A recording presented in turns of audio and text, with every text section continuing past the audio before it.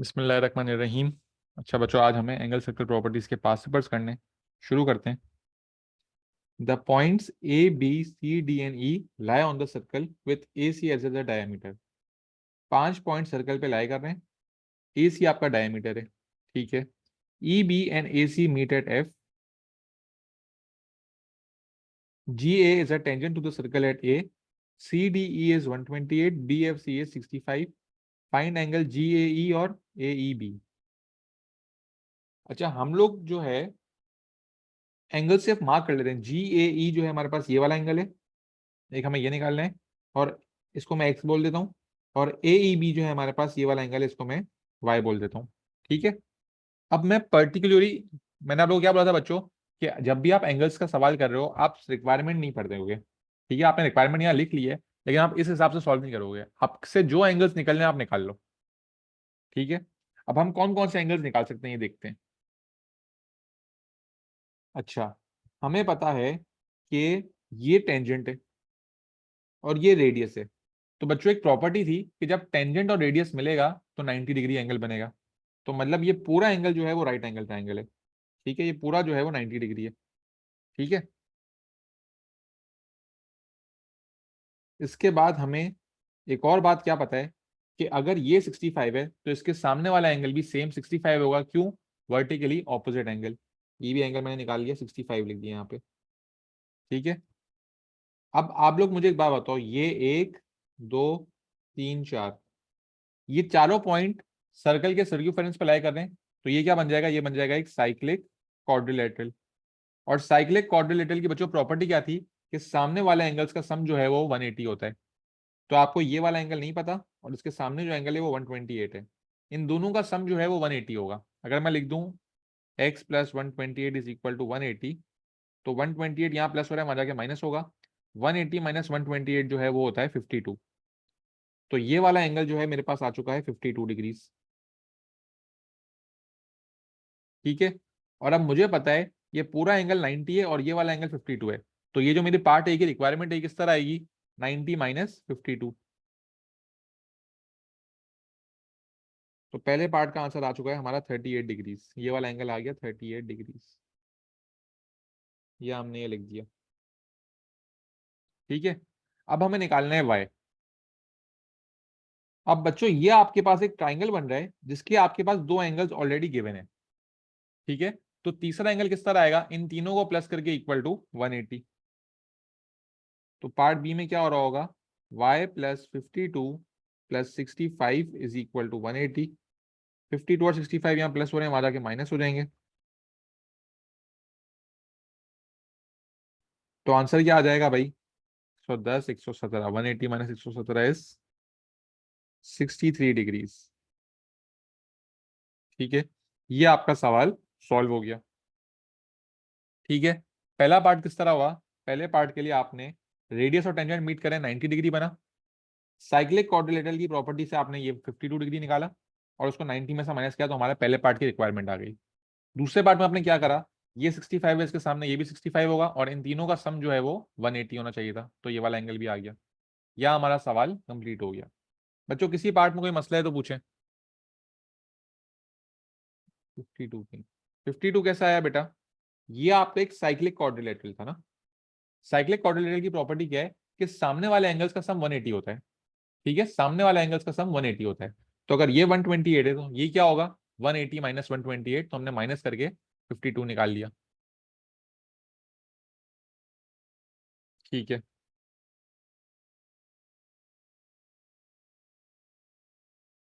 यहां पे हमारा पहला सवाल कंप्लीट हो चुका है। क्वेश्चन नंबर 2 पे आते हैं।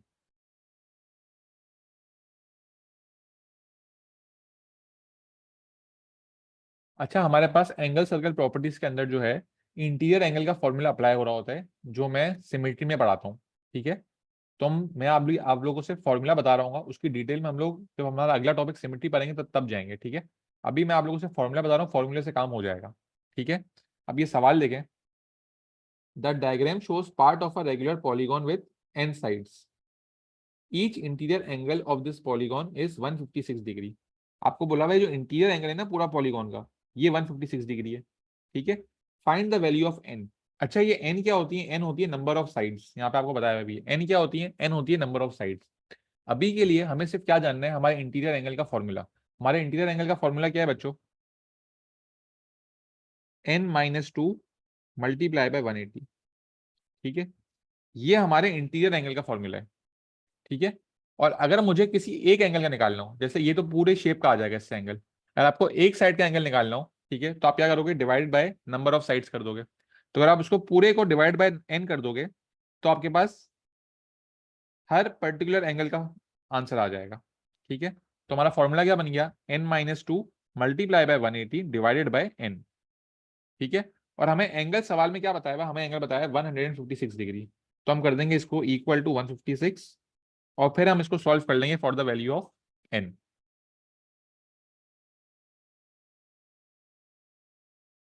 ठीक है, हमारे पास फॉर्मूला क्या है इंटीरियर एंगल का? n-2 multiply by 180। ठीक है, इस फॉर्मूले से हमारे पास पूरा इंटीरियर एंगल आ जाता है। ठीक है, इस पूरे इंटीरियर एंगल को जब मैं नंबर ऑफ साइड से डिवाइड करूंगा तो मेरे पास एक एंगल की पता चल जाएगी, एक एंगल इस फॉर्मूले से आ जाएगा। और ये हमें ऑलरेडी एग्जामिनर ने बताया हुआ है कि कितना है? 156 डिग्री है। तो हमने इसको 156 के लिए इक्वेट कर दिया और अब हम इसको सॉल्व करेंगे तो हमारे पास n की वैल्यू आ जाएगी। अब हम सॉल्व करते हैं। बच्चों ये n यहाँ डिवाइड हो रहा है तो वहां जाके मल्टीप्लाई होना चाहिए। ठीक है, और ये n-2 जो है पूरे 180 से मल्टीप्लाई होगा। तो n into 180 is 180n, -2 into 180 is -360। ये n यहाँ डिवाइड हो रहा है, वहां जाके मल्टीप्लाई हो जाएगा, तो ये बन गया 156n। अब अगर ये 360 यहाँ माइनस हो रहा है, वहां जाके प्लस होगा, और 156n यहाँ प्लस हो रहा है, यहाँ आके माइनस हो जाएगा।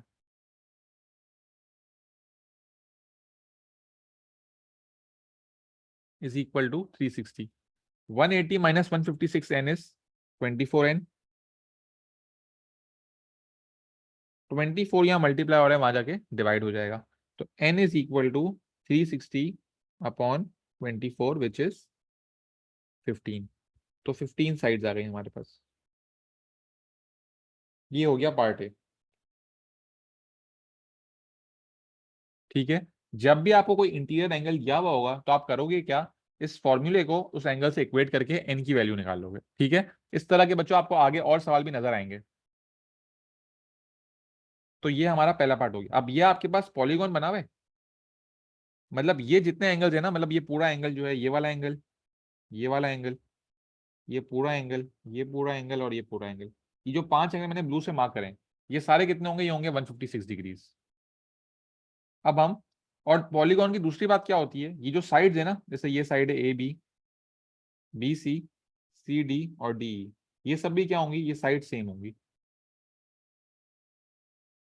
ठीक है, तो अब हमें पूछा हुआ है angle A C D find out करो। A C D, A C D. अब मैं इस एंगल को जो है वो रेड से मार्क कर रहा हूँ। मुझसे एग्जामिनर ने कौन सा एंगल मांगा है? मुझसे एग्जामिनर ने ये वाला एंगल मांगा है। ठीक है, जो रेड से मार्क हो रहा है। अब मुझे पता है ये पूरा 156 है और ये वाला एंगल मुझे निकालना है। तो अगर मुझे ये वाला एंगल पता चल जाए और इसको मैं 156 से माइनस कर दूंगा तो ये वाला एंगल आ जाएगा। ठीक है, अब ये जो छोटा वाला एंगल है ये किस तरह आएगा? इसको मैं नाम दे रहा हूँ एक्स का, और ये हमारे पास एक ट्राइंगल बन रहा है, इसमें ये साइड और ये साइड सेम है। तो अगर ये एंगल एक्स है तो इसके सामने वाला एंगल भी क्या होगा? ये एंगल भी एक्स ही होगा। और ये वाला एंगल मुझे पता है ये 156 है। और बच्चों ट्राइंगल में इन तीनों एंगल्स का जो सम है वो 180 होना चाहिए। तो अगर मैं इन तीनों को प्लस करूं तो 180 आना चाहिए।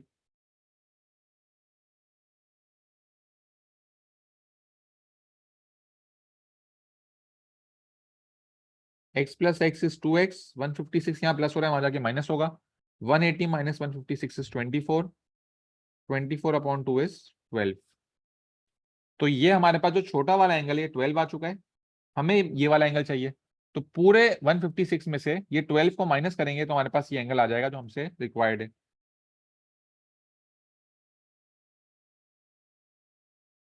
तो ए सी डी जो है वो हमारे पास 144 डिग्री आ रहा है, ये हमारा आंसर है। ठीक है, ये एंगल जो है ये हमारे पास आ रहा है 144 डिग्रीज। बेटा ये सवाल पार्ट ए और पार्ट बी देख लो एक दफा। कोई चीज पूछनी है तो पूछ लो, फिर मैं पार्ट सी पे जाऊंगा। मुश्किल टॉपिक है, थोड़ा टाइम लगेगा समझने में। ठीक है, बस फोकस पूरा रखना है आप लोगों को।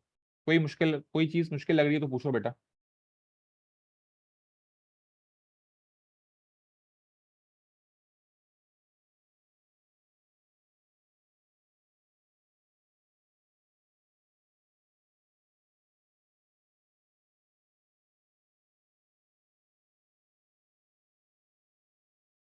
जी बेटा पूछो ये बात।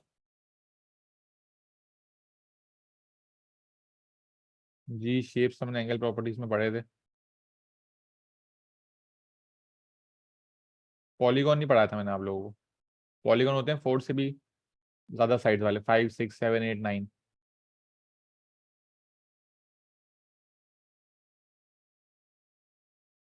ट्राइंगल सारे बता दिए थे और स्क्वायर्स की सारी कोऑर्डिनेट्स बता दिए सारे 6 के 6।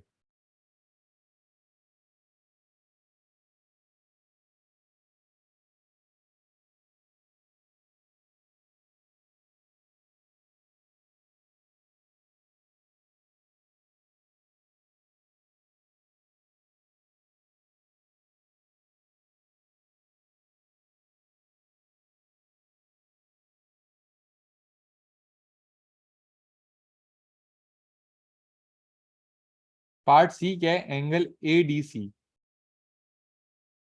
ए डी सी। अब आपसे ये वाला एंगल मांगा हुआ है, ठीक है। अब बच्चों ये वाला एंगल निकलेगा निकलेगा किस तरह? आपको पता है कि ये लाइन बी सी और ये ए डी, ये दोनों लाइनें बच्चों आपस में पैरेलल लाइंस हैं, ठीक है। ये आपको नजर आ रहा है, ये लाइन बी सी और ए डी पैरेलल है आपस में। तो ये जो अंदर वाला एंगल है ये 156 और ये वाला एंगल वाई, इन अंदर वाला एंगल का सम कितना होता था बच्चों, याद है आप लोगों को? Angle properties of parallel line में पढ़ा था कि अगर आपके पास दो पैरेलल लाइन है तो अंदर वाले जो एंगल्स हैं उनका सम कितना होगा? उनका सम होगा 180 डिग्रीज, ठीक है। तो ये पूरा एंगल जो है वो 156 है और ये वाला एंगल मुझे अभी निकालना है जो कि y है। तो 156 plus Y is equal to 180। y आपके पास आ गया 24 डिग्रीज। सवाल सॉल्व हो गया, आपने यहाँ पे आंसर्स लिख दिए, आपको 3 मार्क मिल गए, ठीक है। यहाँ हमारा सवाल कंप्लीट हो चुका है। बेटा जिस जिसको क्लियर है वो चैट बॉक्स में बता दे, सब रिप्लाई कर दें ताकि फिर हम लोग आगे बढ़ें।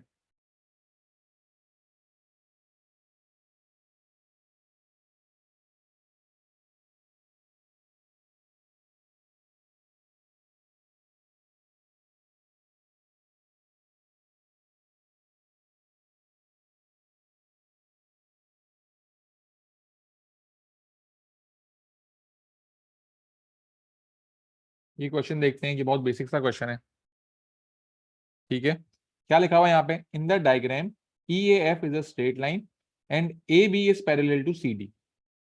ई ए एफ हमारे पास एक स्ट्रेट लाइन है और ए बी और सी डी आपस में पैरेलल है, ठीक है। ए बी और सी डी पैरेलल है। A B bisects F A C and C A B at 58 degrees. बच्चों किसी को बाइसेक का मतलब पता है? बाइसेक का मतलब क्या होता है? बाइसेक का क्या मतलब है? वेरी गुड, बाइसेक का मतलब है कट्स इन हाफ।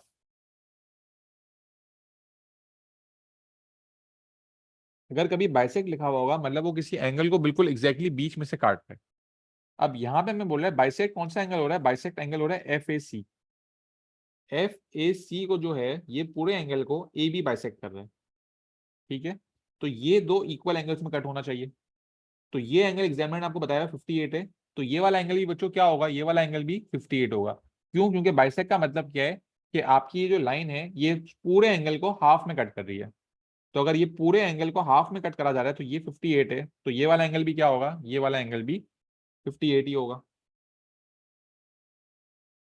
अब हमें क्या पता है कि ये पूरा जो स्ट्रेट लाइन है, पूरी स्ट्रेट लाइन, इसका सम 180 होता है। तो मैं पार्ट ए के लिए क्या लिख दूंगा? x plus 58 plus 58 is equal to 180। ये 116 यहाँ प्लस हो रहा है, वहां जाके माइनस हो जाएगा। तो x हमारे पास आ जाएगा 64 डिग्रीज। x कितना आ गया बच्चों? x आ गया 64 डिग्रीज। फिर आपको बोला हुआ है फाइंड y। y ये वाला एंगल है बच्चों, ये वाला एंगल किस तरह आएगा? ये तो आप लोग ही बता दो। y कितना होगा बेटा? y का एंगल क्या होगा? वेरी गुड बच्चों। अच्छा ये बताओ ये कौन सी प्रॉपर्टी लगाई आप लोगों ने? प्रॉपर्टी का नाम याद है? Very good Safan. ये 58 है, पैरेलल लाइंस के नीचे वाले एंगल सेम होते हैं, ठीक है, तो अगर ये 58 हो तो ये भी 58 होगा, और प्रॉपर्टी कौन सी है, कॉरस्पॉन्डिंग एंगल्स। तो हम लोग क्या बोलेंगे डायरेक्ट, y की वैल्यू है 58 डिग्रीज। यहाँ पे 64 लिखा, यहाँ पे 58 लिखा, हमें 2 मार्क मिल गए। ठीक है, अब बच्चों को बेटा ये वाला मार्क तो मिल ही जाता है 58 वाला, बच्चे एक्स ही निकाल पाते, क्यों, क्योंकि बच्चों को पता नहीं होता कि बाइसेक का मतलब क्या है। याद रखना हमेशा, बाइसेक का मतलब क्या है कि एंगल को एग्जैक्टली बीच में से कट कर रहा है। ठीक है, ये हो गया हमारा क्वेश्चन नंबर 4।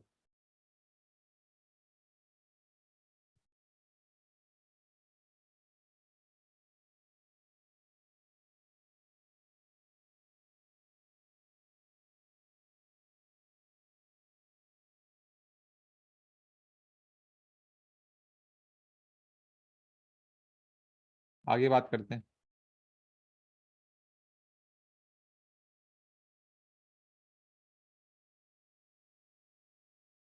क्वेश्चन 5। अच्छा, इस तरह के सवाल में बच्चे थोड़ा कंफ्यूज हो जाते हैं जब 2 सर्कल आ जाते हैं। ठीक है, तो बेटा आप देखो, अब सुकून से आपको जो है ना इन्फॉर्मेशन पढ़नी है। हमारे पास एक सर्कल ये बना हुआ है, ठीक है, और एक सर्कल हमारे पास ये बना हुआ है। मुझे बोला हुआ है in the diagram A B C D lie on circle 1। ये सर्कल 1 है, इस पे ए बी सी और डी लाई कर रहे हैं। अच्छा बच्चों, अभी कुछ भी नहीं पता हमें, ना सवाल पता ना रिक्वायरमेंट पता है। मेरे पास यहाँ लिखा हुआ है 4 पॉइंट सर्कल 1 पे लाई कर रहे हैं। इससे कोई प्रॉपर्टी दिमाग में याद आ रही है?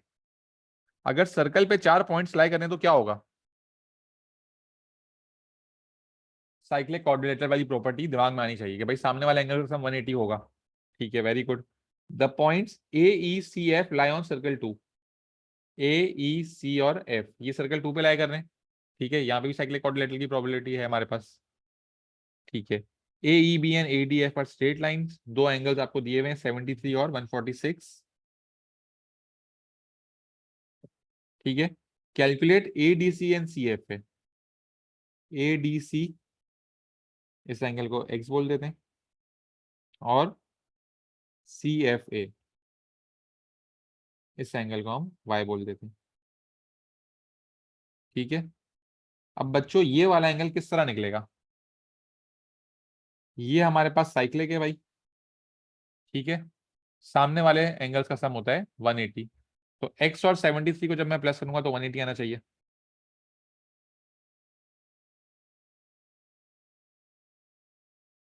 x आ गया मेरे पास 107।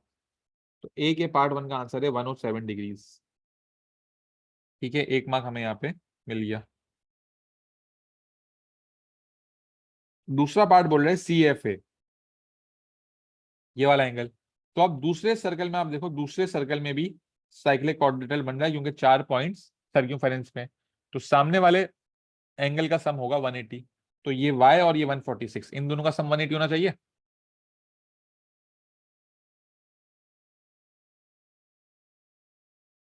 y plus 146 is equal to 180, y is equal to 34। ये एंगल हमारे पास आ गया 34 डिग्रीज।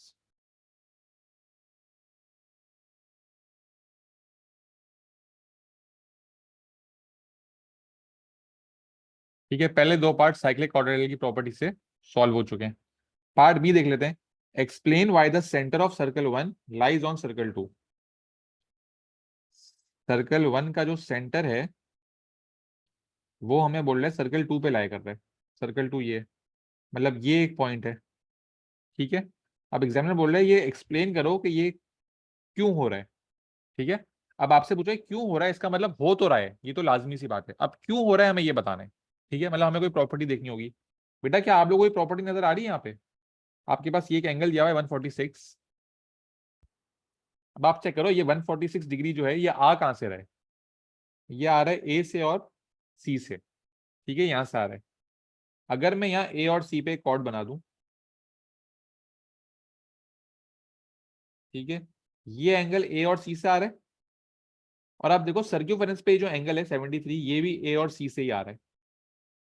तो हमारे पास एक प्रॉपर्टी थी कि अगर एक सेम कॉर्ड से सेंटर पे भी एंगल बन रहा हो और सर्क्यूफेरेंस पे भी एंगल बन रहा हो, तो जो एंगल सर्क्यूफेरेंस पे बन रहा होगा उसका ट्वाइस जो है वो सेंटर पे बन रहा होगा। और आप देख सकते हो यहाँ पे यही हो रहा है, यहाँ 73 और यहाँ पे 146 है। तो उसका क्या मतलब है, ये पॉइंट जो है वो हमारे सर्कल 1 का सेंटर है जो सर्कल 2 पे लाई कर रहा है। अब आप इसको इंग्लिश में किस तरह लिखोगे? ये एंगल कौन सा है हमारा, ये एंगल है ए ई सी, ठीक है। और ये वाला एंगल कौन सा है, एंगल ए बी सी। तो आप लिखोगे क्या भाई, angle A E C is twice the angle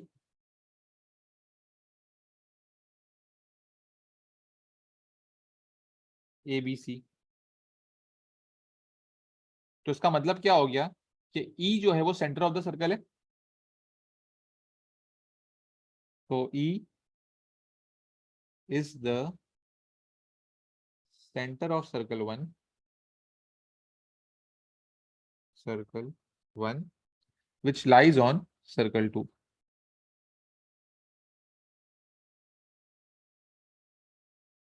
ये आपका आंसर हो गया, ठीक है। बेटा ये सवाल देख लें, सब एक दफा चैट बॉक्स में रिप्लाई कर दें, यहां तक सब क्लियर है, सब साथ हैं।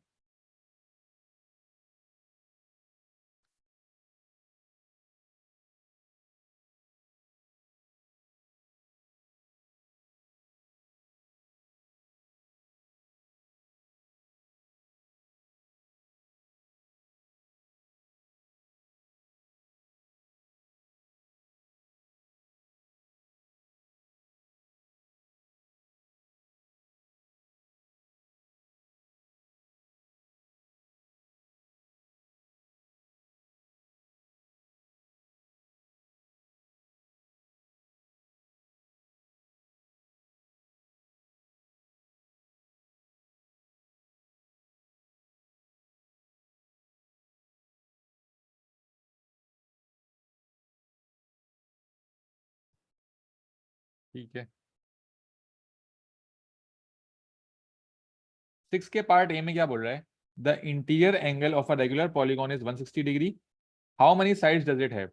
हमें एक इंटीरियर एंगल बताया हुआ है और हमसे साइड्स पूछी गई हैं। मैंने आप लोगों को क्या बताया था, एक फॉर्मूला होगा, उसको हम एंगल से इक्वेट कर देंगे। फॉर्मूला क्या था बच्चों हमारे पास, n-2 multiply by 180 divided by n is equal to 160। आप लोग यहाँ देख लें, n-2 multiply by 180 divided by n is equal to 160। n into 180 is 180n, -2 into 180 is -360। ये n यहाँ डिवाइड हो रहा है, वहां जाके मल्टीप्लाई हो गया, 160n बन गया। 160n को हम लोग यहाँ ले आए और 360 को हम लोग यहाँ ले गए। 180n minus 160n is 20n is equal to 360। 20 वहां जाके डिवाइड हो गया, हमारे पास नंबर ऑफ साइड्स कितनी आ गई, 18 साइड्स। ठीक है बच्चों, ये पार्ट ए आप लोगों को क्लियर है, क्योंकि अब जो अगले सवाल आएंगे वो आप लोग खुद करने होंगे, ठीक है। कभी भी इंटीरियर एंगल आपको रेगुलर पॉलीगॉन का कोई भी एंगल दिया हुआ होगा, आप क्या करोगे, ये फॉर्मूला लगाओगे और इक्वल टू सवाल के एंगल को कर दोगे, तो आपके पास नंबर ऑफ साइड्स आ जाएगी। ठीक है, अब पार्ट बी देखते हैं। पार्ट बी में बोला हुआ है A B C D is a part of a regular polygon which has interior angles of 160 और C D L M is a square. ठीक है, अच्छा बच्चों, इंटीरियर एंगल इस पॉलीगॉन में कौन कौन से होंगे, जो पूरे एंगल्स बन रहे हैं। जैसे ये वाला जो एंगल है ना, ये पूरा एंगल, ये हमारे पास 160 होगा। ये पूरा एंगल हमारे पास 160 होगा। ये पूरा एंगल 160 होगा। ये तीनों एंगल्स हमारे पास जो है वो 160 हैं। ठीक है, अब मैंने आप लोग बताया था पॉलीगॉन की जो बाहर वाली साइड है वो सेम होती हैं, तो ये साइड सेम है, ये साइड सेम है और ये साइड भी सेम है। और ये हमारे पास एक स्क्वायर बन रहा है, तो ये सारी साइड भी सेम होंगी, क्योंकि स्क्वायर की सारी साइड्स भी सेम होती हैं। तो ये सारी साइड्स हमारे पास सेम है। ठीक है, अब जो है हमें एक्स निकालना है और वाई निकालना है। बेटा मुझे एक बात बताओ, ये एंगल क्या बन रहा होगा, स्क्वायर के अंदर ये एंगल क्या बन रहा होगा, राइट एंगल होगा विच इज 90 डिग्री। ठीक है, और ये पूरा एंगल 160 है, तो एक्स किस तरह आ जाएगा, पूरे एंगल में से 90 को माइनस कर देंगे, तो X will be equal to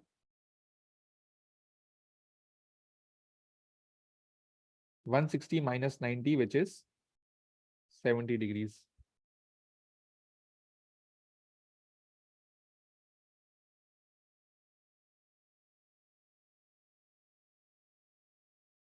ठीक है, और पार्ट 2 में आपसे वाई पूछा है।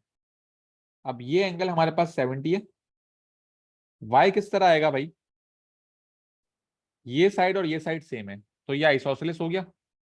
ये साइड भी हमने एक्स ले ली, ये साइड भी हमने एक्स ले ली।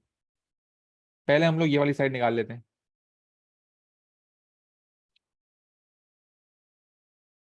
70 + 2x is equal to 180, 2x is equal to 110, x is equal to 55। ये एंगल अगर मेरे पास 55 है और ये पूरा एंगल मेरे पास 160 है, ठीक है, तो y कितना हो जाएगा? 160 - 55।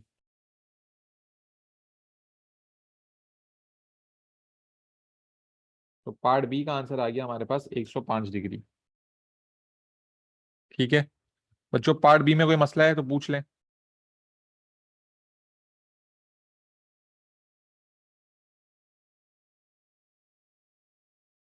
मतलब जल्दी जल्दी जवाब दो ताकि जल्दी जल्दी हम लोग आगे बढ़ सकें।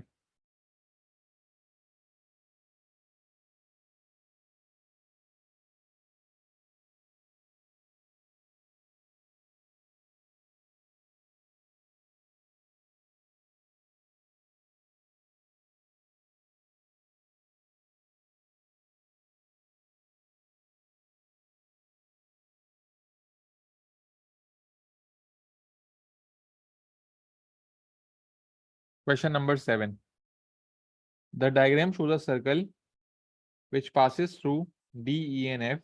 ठीक है, A F B B D C C are tangents, ये हमारे पास टेंजेंट टू द सर्कल है। B D is 5, A E is 8, B D 5 दिया हुआ है, ए ई 8 दिया हुआ है। फाइंड ई सी और angle C A D. D is the mid point of B C. बच्चों अगर डी जो है वो बी सी का मिड पॉइंट होगा तो अगर ये साइड 5 है तो ये साइड भी 5 होगी। सही बात है ना ये तो। अब हमसे एग्जामिनर ने मांगा हुआ है ई सी। ई सी निकालना है भाई। बेटा एक बात बताओ, ये रेडियस है ये टेंजेंट है, ये एंगल क्या बनेगा? 90 डिग्री बनेगा। ये मैं रेडियस से टेंजेंट पे लाइन मीट करूंगा, ये भी 90 डिग्री बनेगा। ये शेप कौन सा बन रहा है?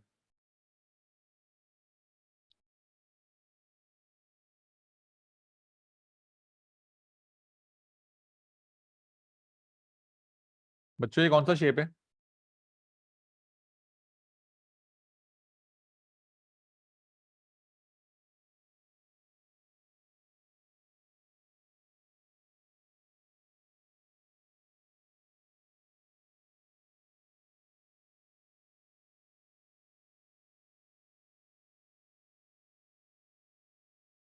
वेरी गुड बेटा सफान, ये है हमारे पास काइट। अब काइट में क्या होता है बेटा, ये साइड और ये साइड सेम होती हैं। अब ये रेडियस है, ये भी रेडियस है, सेम होगी। और ये साइड और ये साइड सेम होती हैं, तो ये साइड 5 है तो ये साइड भी क्या होगी? ये साइड भी 5 होगी। तो इस तरह हमारे पास ई सी आ गया 5। ठीक है, पार्ट 2 में फिर हमसे पूछा हुआ है angle C A D. C A D ये वाला एंगल पूछा हुआ है। अच्छा बच्चों, हम लोगों ने अभी तक ट्रिग्नोमेट्री पढ़ा नहीं है। ठीक है, ट्रिग्नोमेट्री में हम लोग एंगल फाइंड आउट करते हैं। किस तरह फाइंड आउट करते हैं? एंगल के सामने जो है वो ऑपोजिट है और ये 90 डिग्री के सामने जो है वो हाइपोटेनस होता है। ठीक है, तो हमारे पास क्या हो जाएगा? Opposite upon hypotenuse. और ओ और एच जब हमारे पास होता है तो हमारे पास साइन थीटा लगता है। Sine theta is equal to 5/13। Sine वहां जाके इनवर्स हो जाएगा। बेटा कोई बच्चा मुझे कैलकुलेटर में इसका आंसर बता दे। काफी बच्चों ने स्कूल में पढ़ा हुआ होगा। हम लोग जो है इसी मंथ के एंड में टॉपिक पढ़ रहे होंगे। साइन इनवर्स 5/13 कितना आता है?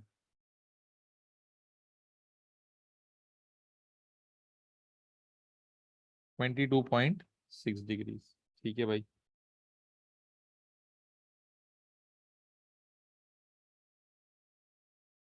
अब यहाँ इसके पार्ट बी के अंदर जो है हमें एक ट्राइंगल दिया हुआ है, उसके अंदर एक और ट्राइंगल है और ये एक सर्कल बना हुआ है।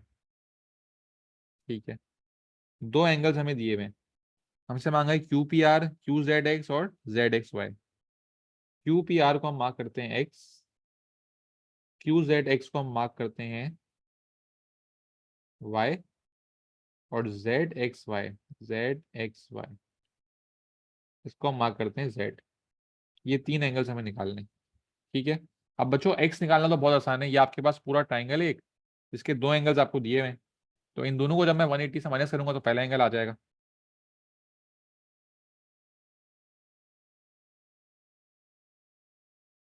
ये हमारे पास आ गया 70 डिग्री।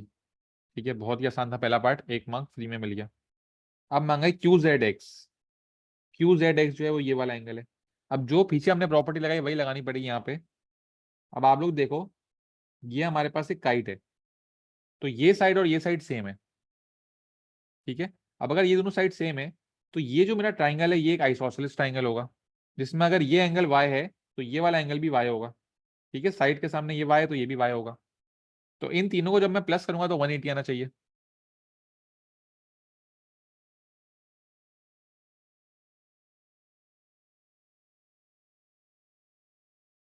52 यहाँ प्लस हो रहा है, वहां जाके माइनस होगा, 128 आ जाएगा, और y आ गया हमारे पास 64 डिग्रीज। ठीक है, तो ये भी 64 है, ये वाला एंगल भी हमारे पास 64 है। अब हमें निकालना है ये वाला एंगल। अब ये वाला एंगल बच्चों डायरेक्टली तो आ ही नहीं सकता, ठीक है, कोई तरीका ही नहीं है। लेकिन एक तरीका क्या है कि ये क्योंकि आइसोसेलेस ट्राइंगल है, इस तरह ये भी एक आइसोसेलेस ट्राइंगल है, तो अगर मैं ये वाला एंगल्स, ये एंगल ए और ये वाला एंगल ए, ये दोनों एंगल फाइंड आउट कर लूं, फिर मुझे ये पूरे 180 में से इन दोनों एंगल्स को मैं माइनस कर दूंगा, तो मेरे पास ये बीच वाला एंगल आ जाएगा जेड। बात समझ आ रही है? पूरी स्ट्रेट लाइन 180 होती है, ये एंगल मुझे पता है, ये एंगल मैं निकाल सकता हूँ। ठीक है, तो जो रिक्वायर्ड एंगल है वो मैं 180 से माइनस करके निकाल लूंगा।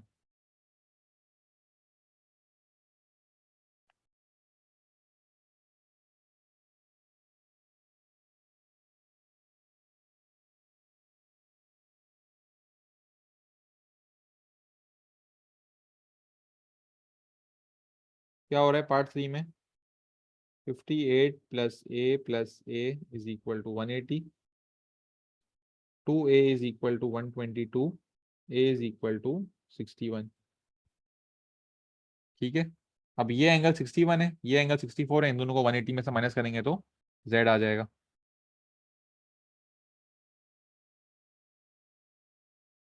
Which is 55 degrees. तो पार्ट 2 का आंसर हमारे पास 64 है, पार्ट 3 का 55 है। इसके आपको 5 मार्क्स मिल गए। ठीक है बच्चों, ये क्लियर है? ये सवाल देख लें, कोई सवाल हो तो पूछ लो बेटा।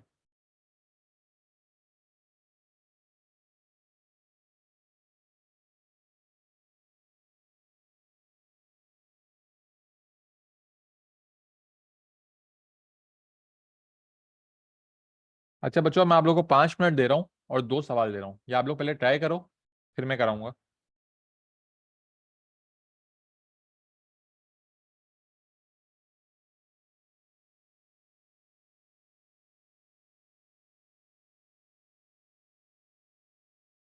क्वेश्चन 8 और क्वेश्चन नंबर 9 ट्राई करें, मैं आप लोगों को 5 मिनट दे रहा हूँ। ठीक है, जो बच्चे बाद में रिकॉर्डिंग देख रहे हैं बेटा, वो भी अभी वीडियो को पॉज कर दें, ये 2 सवाल पहले ट्राई करें, 5 मिनट लें, और फिर जो है वो इसकी वर्किंग देखिएगा।